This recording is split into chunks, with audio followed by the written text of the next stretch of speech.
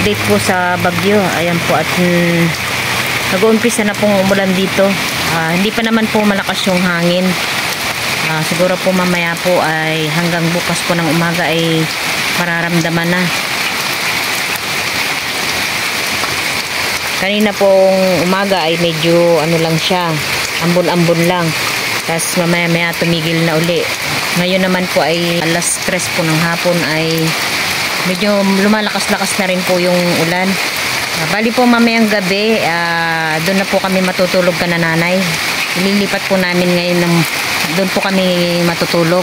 Ilipat din po namin yung ibang gamit po namin doon sa kanila. Yung mga nilagay ko po sa plastic, malaking plastic na mga damit namin. Lord, sana po ay tunawin niyo po yung bagyo. Kayo na pong bahala sa amin. Sa ibang lugar po ay grabe na pong lakas ng pagupit po ng bagyo.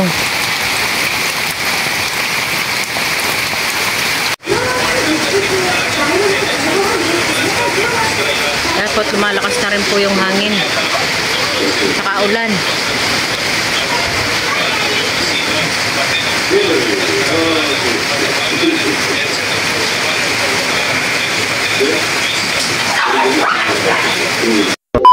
Ayan po at medyo malakas na rin po ang ulan.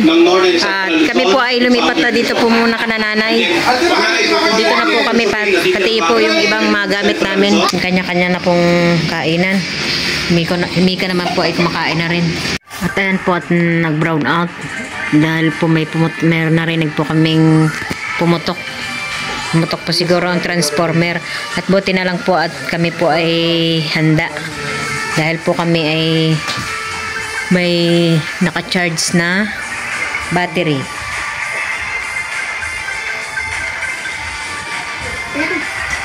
Ang ba yung sira yung lubuga mo? Ang ba yung sira rin? Kasi lang tayo lawig-lawig mo. Ginamit mo yung rentaw ay mayroon kumbilya. Hindi na magsura.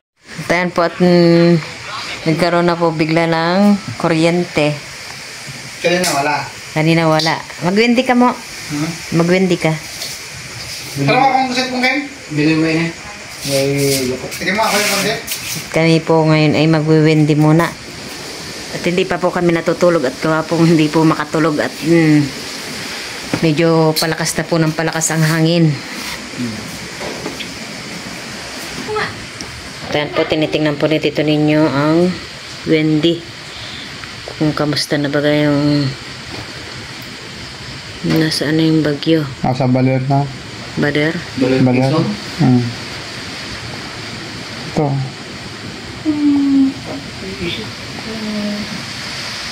Ayun ang baler. Papuntang ano. Sa Bali, baler. Ayan. Dito sa atin. Ngayong gabi. 8 PM ito, 8 PM. Dito sa atin. Wait lang.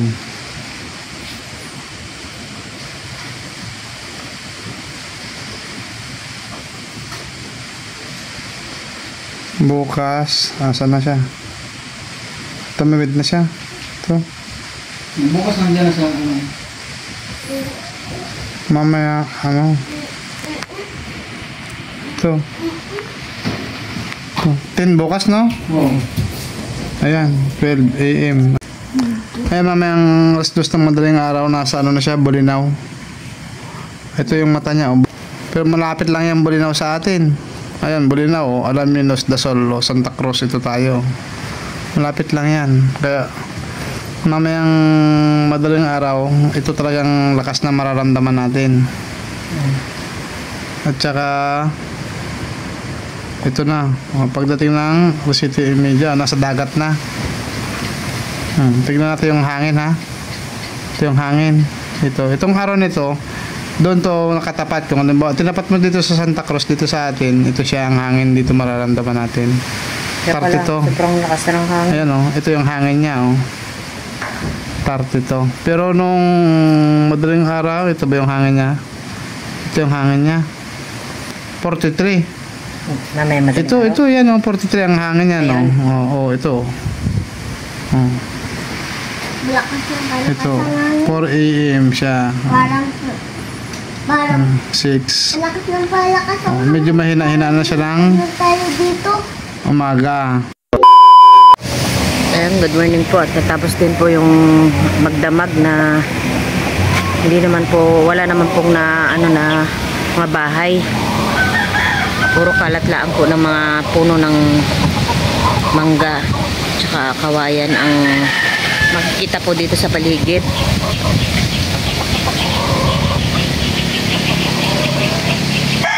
So, ngayon po ay medyo ambon-ambon na lang po at saka lakas ng hangin.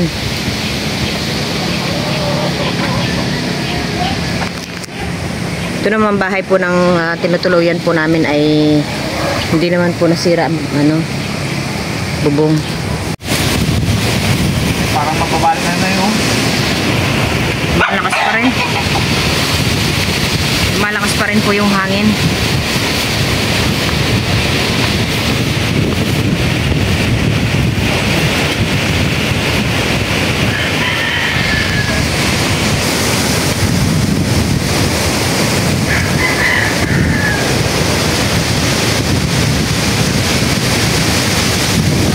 Ay, grabe ah. Ay, gusto po. Nakala ko po nitong umaga na hina na po yung ulan, ay yung hangin. Lalo pa pong lumalakas. Punta po ulit kami doon ka nanay. Ang mga bata naman po ay naandun ka nanay. Tinignan lang po namin yung bahay.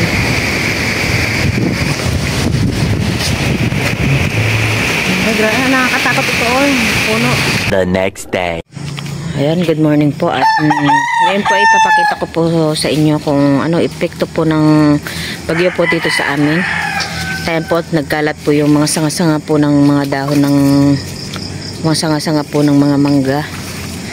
At thank you Lord at ito lang po yung naranasan namin at wala naman pong nasirang bahay dito po sa looban. Sa tabing dagat naman po ay pumunta po si Tito Ninyo kaninang madaling araw at gawa po ng sobrang lakas daw po ng alon at muntik na daw pong matangayin ng alon ang mga karamihan po ng mga bangka. Yan po. Kaya naman po ay pupunta po tayo sa tabing dagat at siguro pag okay na po itong panahon ay maglilinis naman po tayo.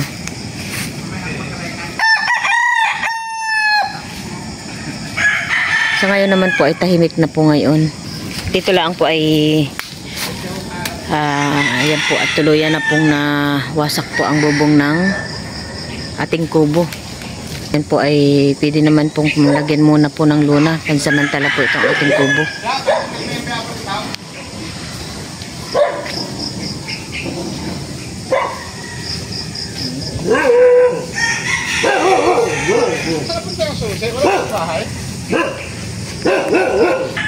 Ayan po at maraming lilinisan. Dito lang yun. Kasi kahapon pag-ulit ko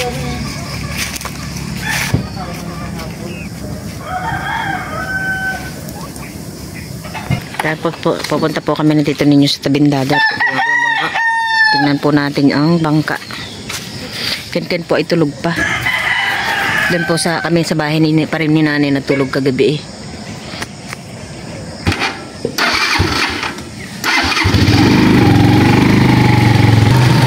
Sige na tayong kaligay. Pwede tayo makita kaligay sa bayan. Wala na ako tayo. Yeah. Wala na ako.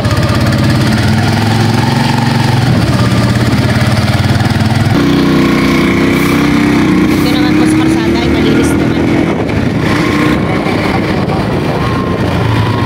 Ito lang sa may mga puno ang daming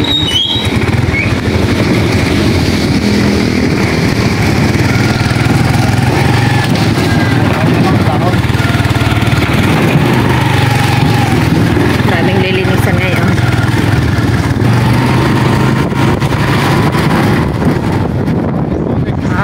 Malakas pala yung tubig dito. Yan po yung mga bangka. Safe na safe naman po yung mga bangka natin.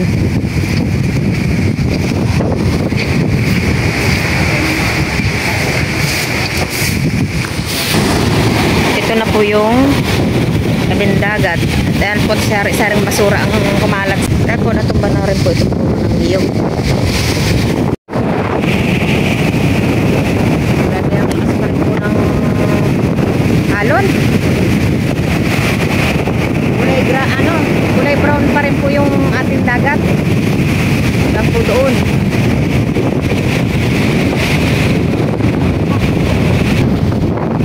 Mga punaw po dito ng unyog ay nahukay na po. Malapit na to, oh. Ang katakot naman, oh. Kunting ugat na lang po yung nakadikit po sa mga buhangin. Ayan po, dito. Ayan po, at may nasira din po dito sa, diba, dito sa tabing dagat. No, halos naman natin ang bahay ng issue, eh.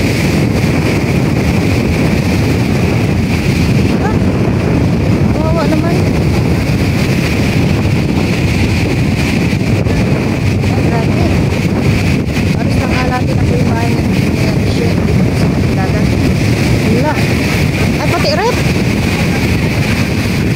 Pati po yung kanyang rep ay napasama na po kasi po ang anak ko po ay nag-backpit po sila kagabi.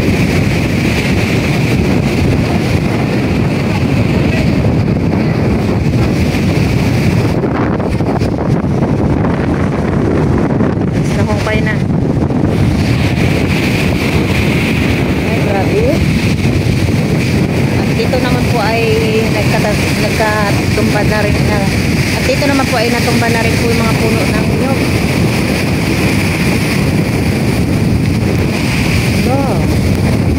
Wow, naman yung mga taga dito sa tabing dagat. Maganda puno. Ang gaganda pa pong puno ng niyog. May mga bunga pa. Mga nagkatumba-tumba.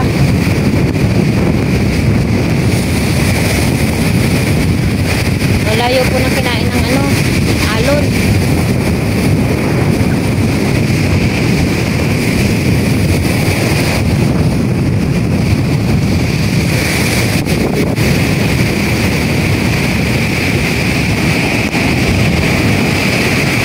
Galit na galit pa rin po yung dagat.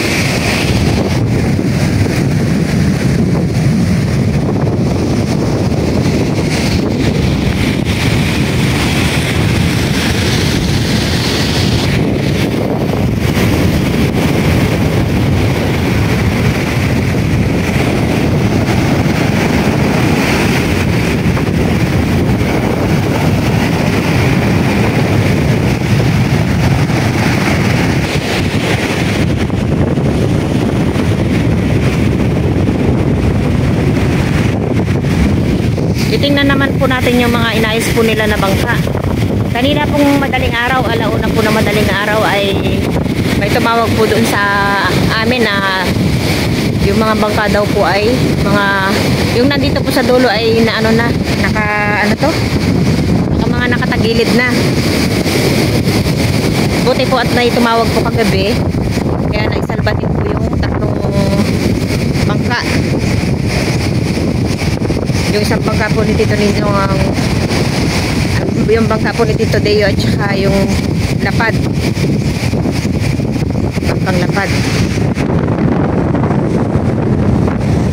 Kaya po tayo po ay uwi na at medyo lumalakas pa rin po yung ulan. Umaambon-ambon na uli.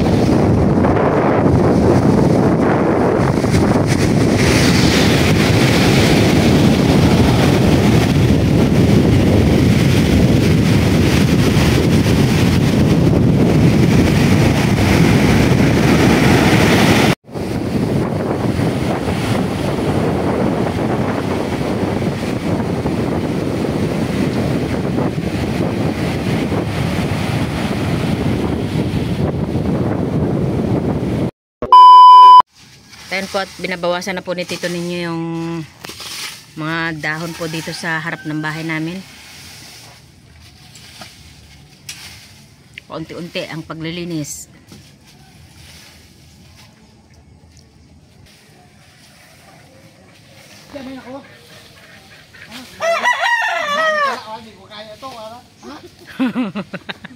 Ayaw niya.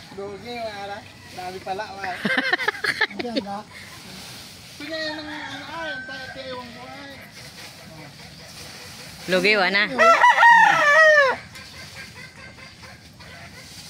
Bila pa, linis na ako. Napapanay ko lang linis na. Katanda na papanay ang kasawan. May wala pa eh. Tama ito yan. Dahil po kami na po ay nakahingi po ng nyug po ko na Kuya Jose. Yun ay parang ano pa, matukling pa lang. Parang ano lang siya, dahil nabugbog po siguro sa pagkakalaglag niya.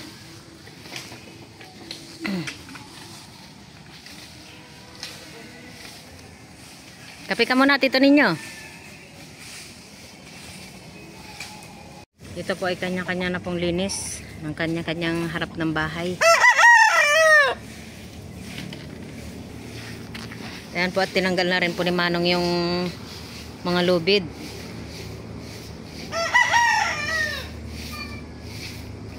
Parang hindi gumalaw yung bahay mo nung tibay. Hindi man lang gumalaw. Hindi mo man lang maririnig yung yung bubong. Talagang matibay na matibay. At ayan po si Raisa, nagwawalis din po sa gilid ng kanyang bahay. Ray, ayos lang. Dami din pong naputol na sanga.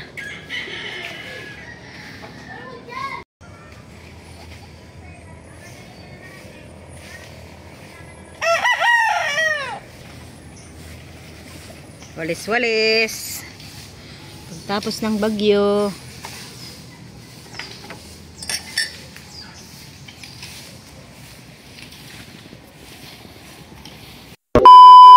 Ngayon naman po ay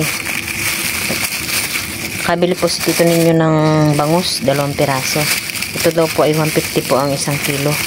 Nagmura na naman po yung bangus. Ito po ay aking ibababad. Iwain ko lang po ito sa 2. Tapos iwain pa. Bababad po natin sa suka. Nalinis ko na po itong bangus at hinati ko po ito sa 2. Biniak ko po at hindi ko na po din kinaliskisan. Ito po ilalagyan ko na po ng suka para mababad na. Ito po yung aming hapunan mamaya. Mas masarap po kasi pagka nababad na po yung bangus. Ubusan pa tayo ng suka. Okay na po itong ating bangus. Mamaya po ay babaliktad na lang po natin. Para pati dito po sa harap ay pwede ding mapunta din po yung lasa ng suka ng ating pinangbabad.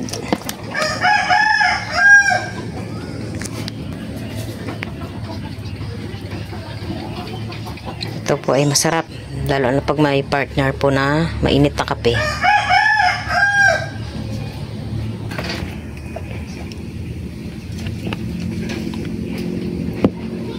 Okay na po ito.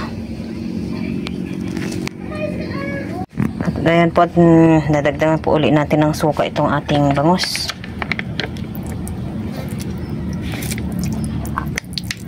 Atin na pong babalik na rin.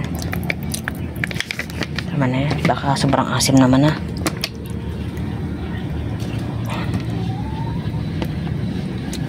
Mamaya po ay babalik na rin ulit natin. Baliktad lang ng baliktad. Hanggang siya ay maiprito na. Yan. After ulit pong takpan.